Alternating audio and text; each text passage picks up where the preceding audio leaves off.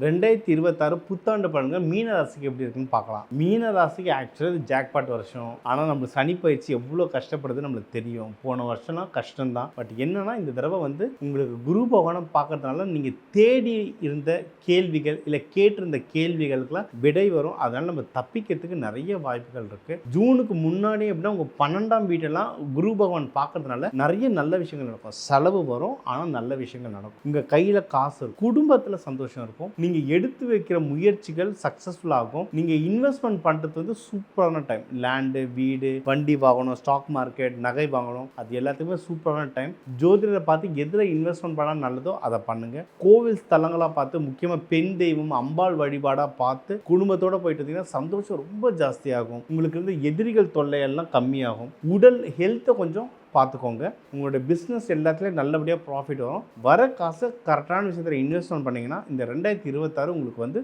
ஒரு சூப்பரான வருஷமாக அமையும்.